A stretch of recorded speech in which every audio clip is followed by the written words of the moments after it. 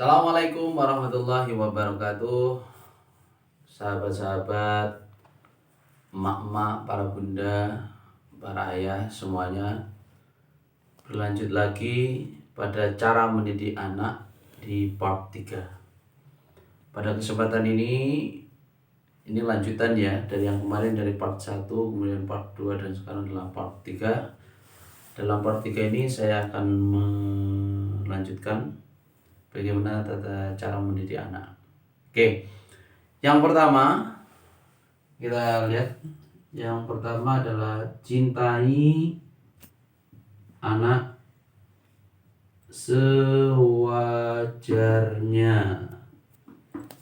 Ini memberikan dampak yakni kepada bagaimana kita itu mendidik anak itu untuk tidak manja. Dengan cara seperti ini, kita membiasakan anak untuk tidak berkelakuan melebihi dari temannya. Tenang, bapak saya kaya. Tenang, bapak saya kuat. Tenang, bapak itu. Jadi adigunanya itu dihilangkan dengan cara seperti ini, sewajarnya saja. Jadi apabila nanti anak itu melakukan kesalahan, kita tidak menjustis bahwa anak orang lain yang salah, tapi kita tanya atau kita telusuri bagaimana tadi kesalahan anak kita, atau bagaimana anak kita disalahkan oleh orang lain atau temannya. Dengan cara seperti ini, anak akan berhati-hati. Oh ya, kalau saya berteman dengan orang lain, maka saya tidak boleh semena-mena. Seperti itu. Demikian. Kemudian yang kedua, yakni memahami karakter.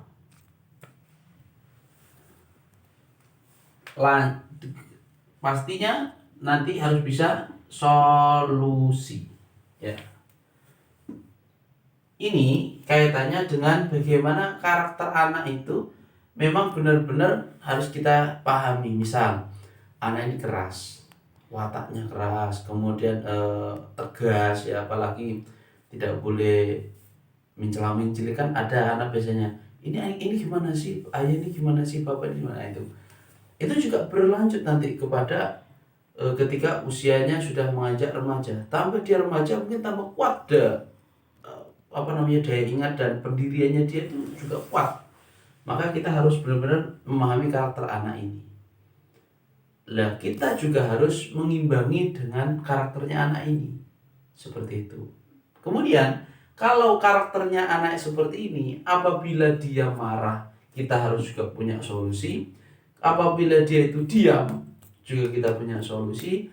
Apabila dia itu tidak percaya diri, alias murung, kemudian alias dia itu punya dendam, itu bagaimana kita harus punya solusi. Artinya di poin 2 ini, kita itu benar-benar bahwa menjadi orang tua itu harus memahami karakter anak ini. Ini biasanya kuat sekali dengan para bunda, para emak-emak. Ini pasti lebih dekat dengan cara seperti ini, karakter ya. Kemudian kita harus punya solusi. Solusi kalau punya adalah soft dulu ya. Yang terutama itu soft. Soft itu berarti lembut. Secara lembut. Mungkin nanti yang secara hard alias lebih tegasnya lagi, misal anak itu ketika menangis, kita peluk, kemudian kita sayangi, kemudian kita cium mungkin keningnya atau gimana. Ya seperti itu. Mungkin dalam rangka yang lebih hard alias lebih keras lagi, lebih tegas lagi, mungkin adalah dengan mengalihkan perhatian atau dengan cara memfokuskan pada suatu kegiatan atau benda. Dalam hal ini, itu mungkin cara-cara yang sifatnya itu soft dan hard ya, dan seperti itu. Intinya adalah dalam karakter anak, kita harus memahami karakter anak dan harus punya solusi ketika dia melakukan atau punya dia itu karakternya seperti itu, harus solusinya apa, harus kita punya. Ini saya yakin para bunda sudah punya itu. Yang terpenting jangan melakukan KDRT, kekerasan dalam menurut, jangannya, tapi harus tegas, terarah dan mendidik yang baik. Kemudian yang ketiga, ini yang agak sulit ya, ini yang sering kali dalam itu diajarkan, yakni konsisten. Konsisten dalam segala hal, ya. Konsisten dalam segala hal ini memang diharapkan kita mampu untuk bagaimana siswa itu atau peserta didik kita atau anak kita itu memang benar-benar bisa untuk melakukan konsisten. Ini istiqomah ini kaitannya dengan mungkin belajar, mungkin bermain. Yang kemarin saya sampaikan di part 1 itu juga seperti itu. Jadi ketika anak bermain itu juga kita omongi waktu bermain seperti itu. Dalam konsisten ini juga orang tua itu juga wajib membiasakan diri untuk konsisten. Ini sekali lagi, ini para bunda, para mama ini juga biasanya utama. Ya, ini biasanya para mama itu pastinya punya cara juga untuk mengistimewakan atau mengkonsistenkannya gimana. Dan juga ada lagi dalam konsisten ini, itu kita itu dibiasakan untuk dapat berbicara atau mengucapkan kepada anak itu tidak melebihi kemampuan kita.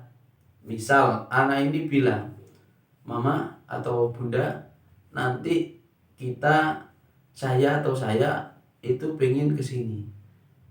Nanti pasti, itu jangan seperti itu. Nanti pasti jangan itu. Atau apalagi menjanjikan yang berlebihan.